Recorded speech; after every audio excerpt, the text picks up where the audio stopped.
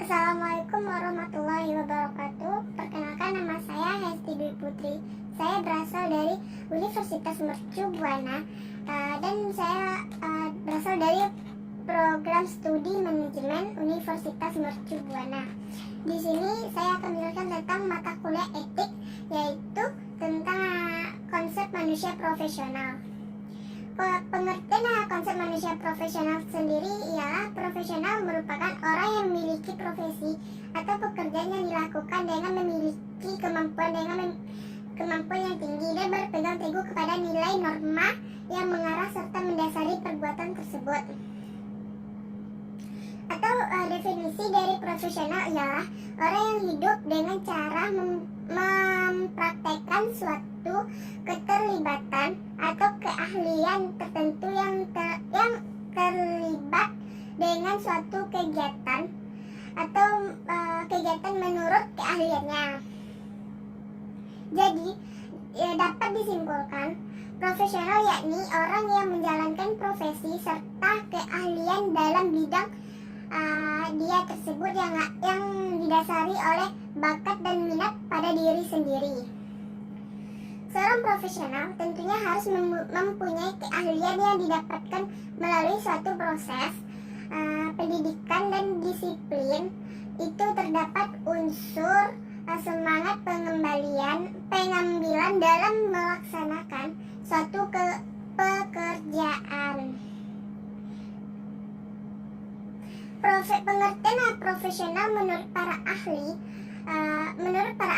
Hamalik 2004-118 sampai 119, pekerjaan guru adalah suatu profesi tersendiri. Pekerjaan ini tidak dapat dikerjakan oleh sembarang orang tanpa memiliki keahlian. Sebagai seorang guru, banyak yang pandai berbicara tertentu, namun orang itu belum dapat disebut sebagai seorang guru. Menurut Surjana 2008-13,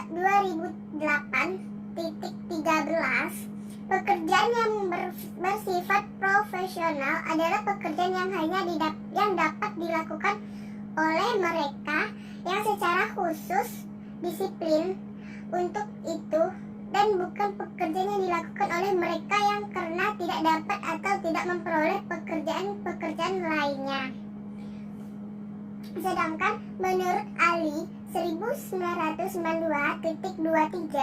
keahlian atau kemampuan profesional tidak mesti harus diperoleh dengan jenjang pendidikan, tetapi bisa juga seorang yang secara tekun mempelajari dan melatih diri dalam suatu bidang tertentu menjadi profesional. Hanya saja menurutnya profesional yang disandang melalui jenjang pendidikan akan memperoleh pengakuan yang bersifat formal maupun non-formal. Sedangkan menurut Prayudi A 1979, istilah profesional dapat diartikan pula sebagai usaha untuk menjalankan salah satu profesi berdasarkan keahlian dan keterampilan yang dimiliki seseorang, dan berdasarkan profesi itulah seseorang mendapatkan suatu imbalan pembayaran berdasarkan standar profesi tersebut.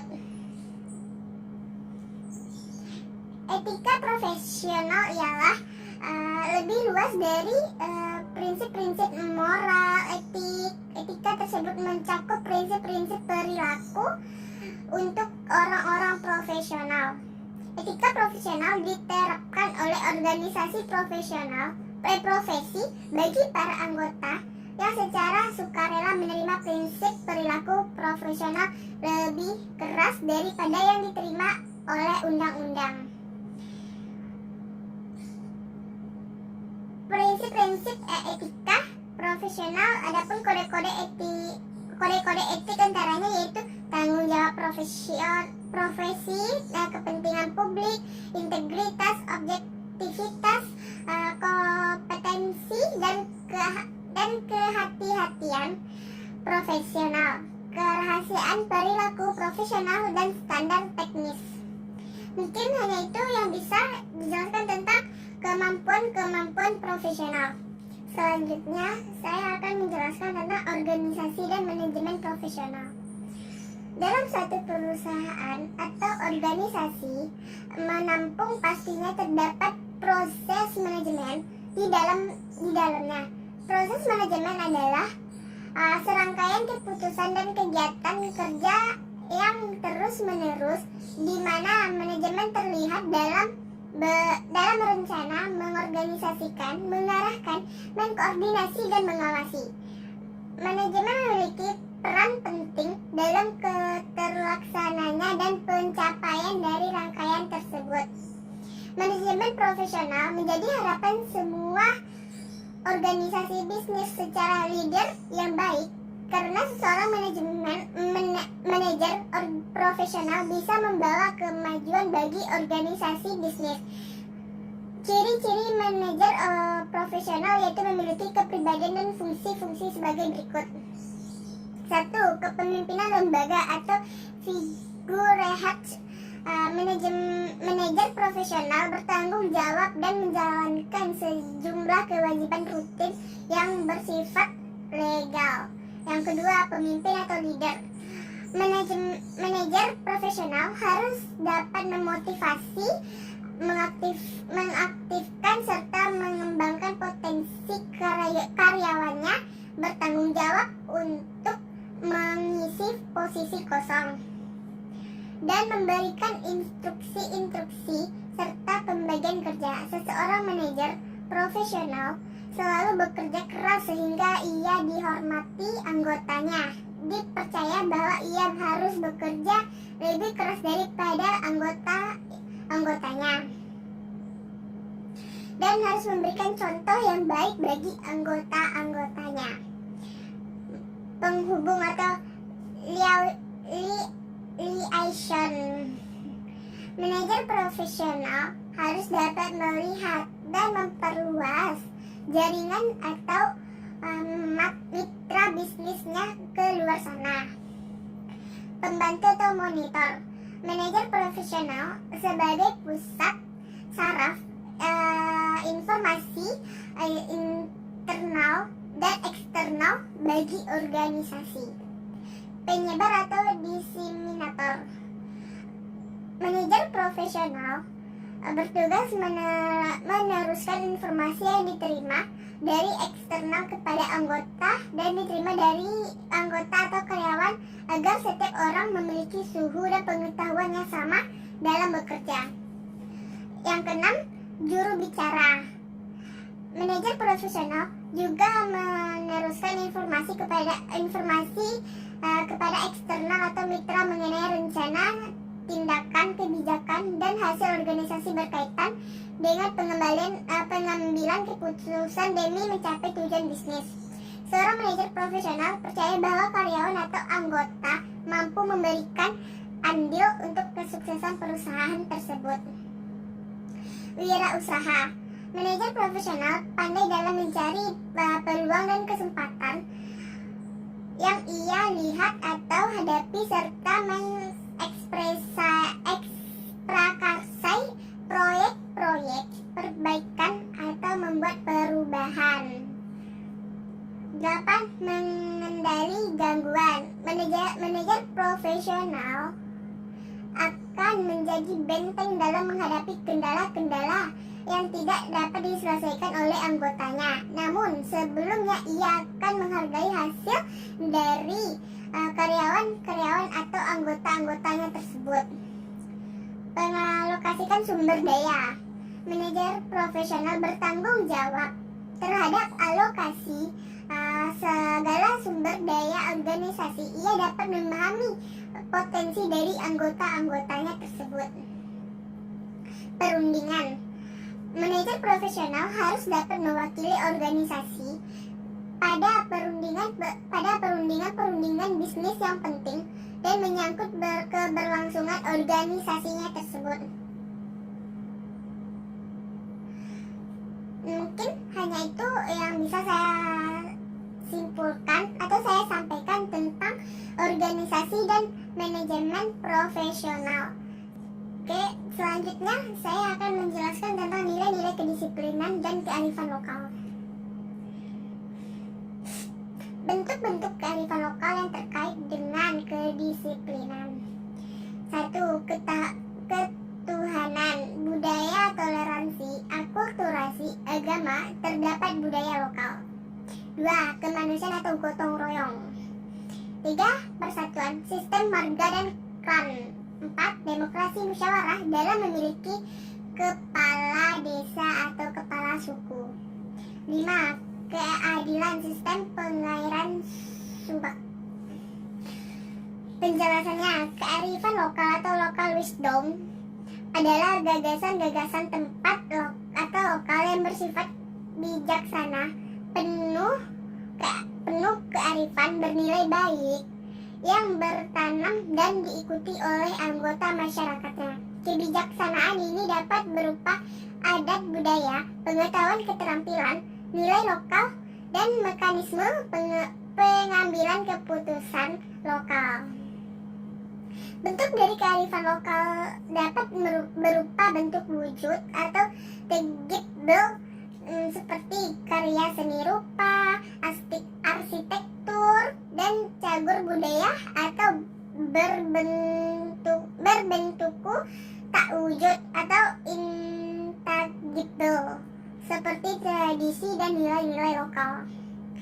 Dalam bidang ketuhanan, kearifan lokalnya adalah budaya kerukunan antara umat beragama meskipun beragama berbeda.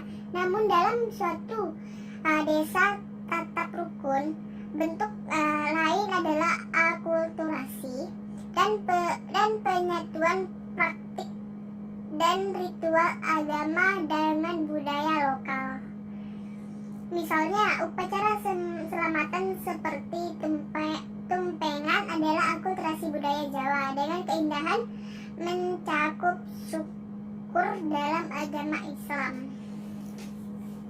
Dari bidang kemanusiaan itu sendiri, kearifan lokal misalnya adalah gotong royong, membangun rumah, terlibat ibadah, atau memperbaiki jalan demi kepentingan bersama. Sedangkan di bidang persatuan, budaya lokal adalah sistem kekerabatan yang menyatukan orang dan keluarga dalam suatu kelompok sosial yang berupa klan, marga, fam, atau suku. Dalam suatu kelompok sosial terjalin kesatuan yang sangat erat.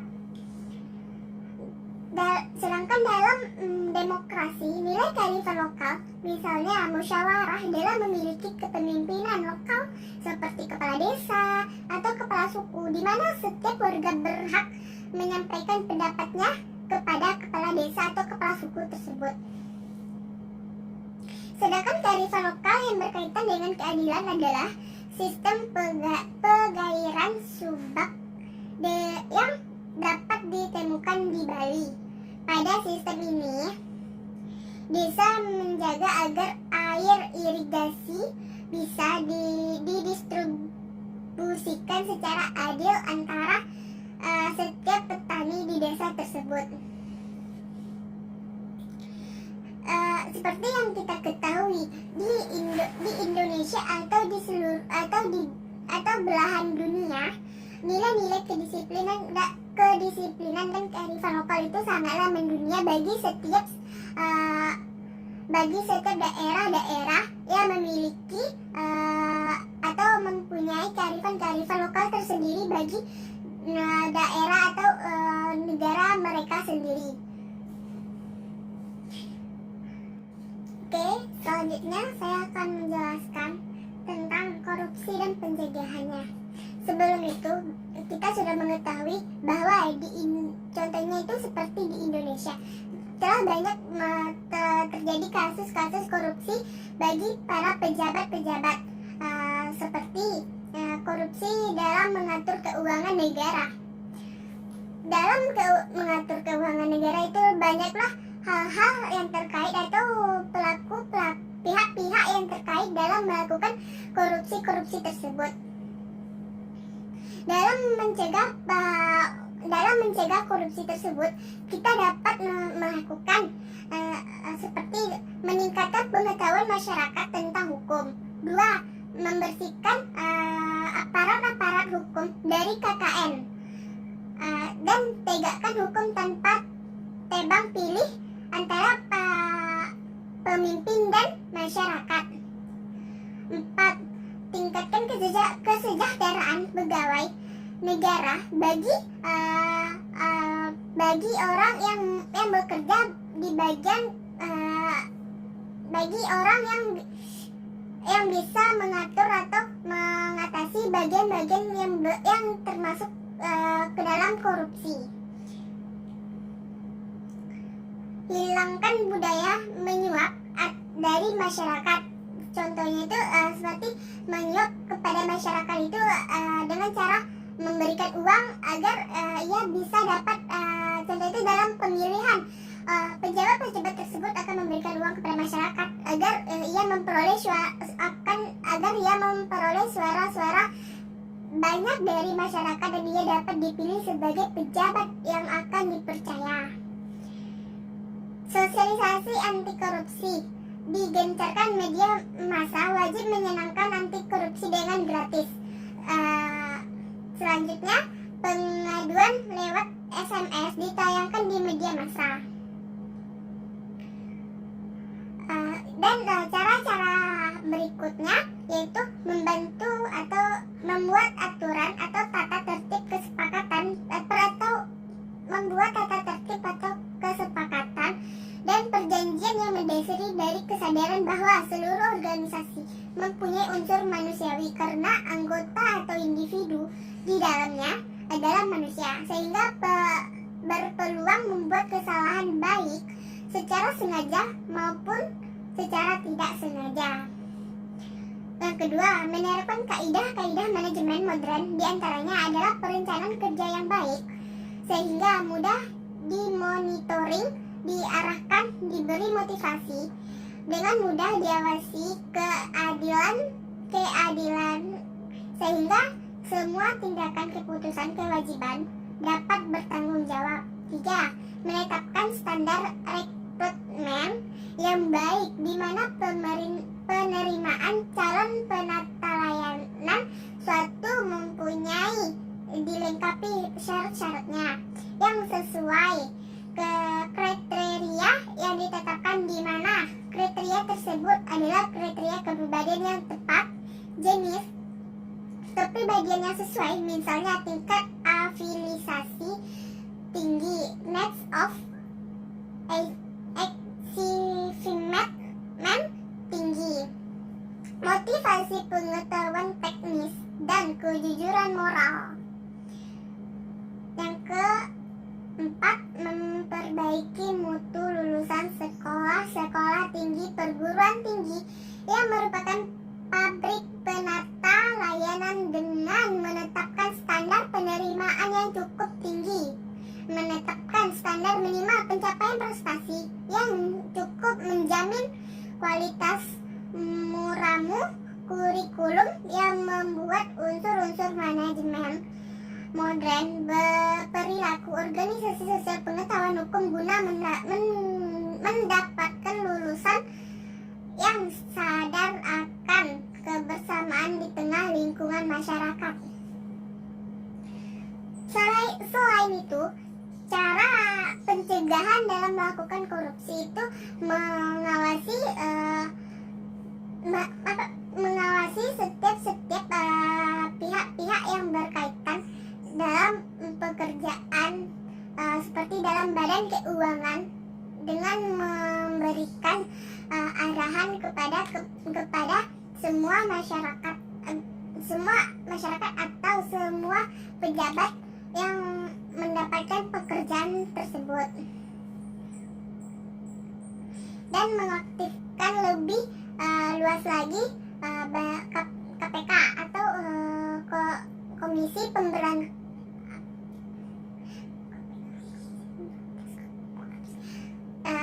mengaktifkan kembali KPK dan menjalankan semua aturan-aturan yang telah dibuat bersama.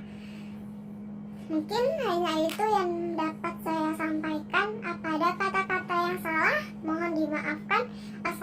Assalamualaikum warahmatullahi wabarakatuh.